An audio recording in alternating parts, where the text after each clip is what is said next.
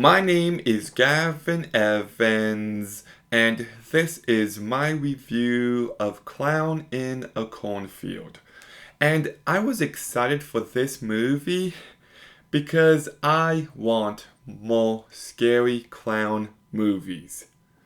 Like, we've got the It movies, we've got the Terrifier movies, we've got Killer Clowns from Outer Space, and that's it. And half those movies aren't even good. So I was really hoping for this movie to deliver, and I mean, it kinda does. But let's begin by talking about the cast, and Katie Douglas does a good enough job. She's not going to be an iconic final girl or anything, but she carries this movie well enough, and she brought enough personality to her character. Aaron Abrams does a pretty decent job as well. Carson McCormick, I liked his performance for the first half of the movie, but the way he's written in the second half felt like a completely different character. Kevin Durand, who, by the way, was great in Kingdom of the Planet of the Apes, which ironically came out the second weekend of May last year. I also liked him in Abigail. But here he is awful.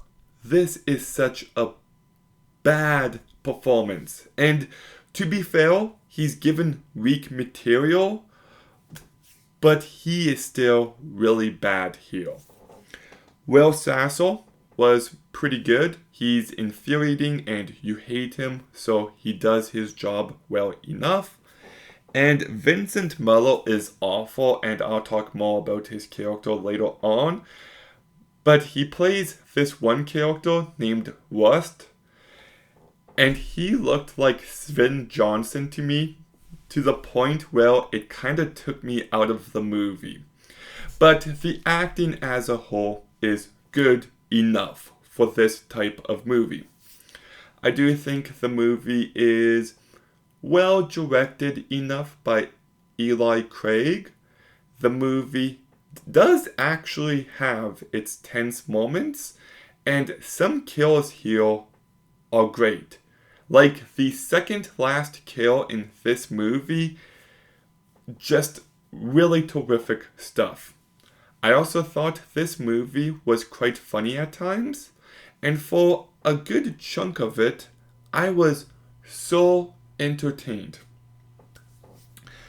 I do like the plot and how it has a clown in a cornfield, but thematically, this movie was frustrating because this movie is about the generational divide. It's about tradition versus progress. And for the first half of this movie, I was really impressed by how well incorporated these themes were into the story and into the characters. But then the movie kind of lost sight of all that, and they bring it back for the finale, and it is so heavy-handed, and it is so terribly written, and it just ruined this movie on a thematic level. It starts strong enough, but loses it by the end. And speaking of the ending, what are we doing here? What are we doing? A couple months ago, there was a movie that came out called Heart Eyes, and I enjoyed the first half of that movie, but the ending of that movie was abysmal. And the ending of this movie isn't quite that bad, but it reminded me of that ending. These big killer reveal moments nowadays are so poorly done, and it's trying so hard to be like Scream, and it's just never going to be like Scream. It just won't happen. And at this point, I would just prefer it if the villain was some evil supernatural force with no explanation.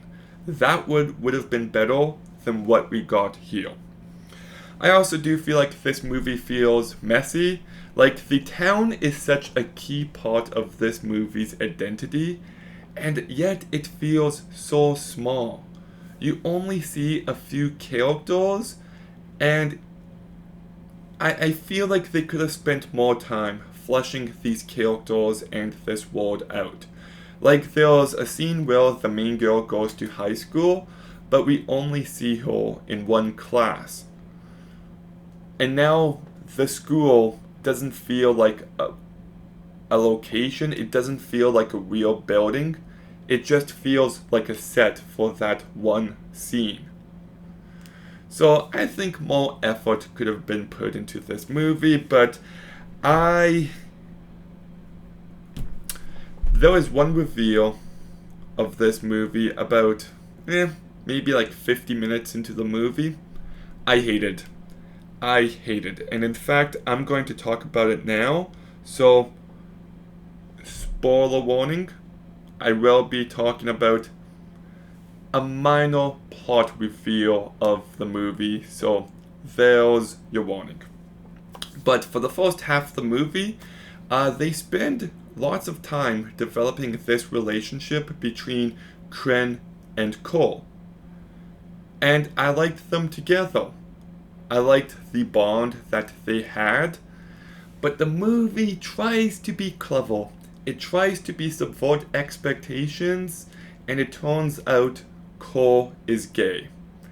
And I thought this was such an unsatisfying direction to take these characters.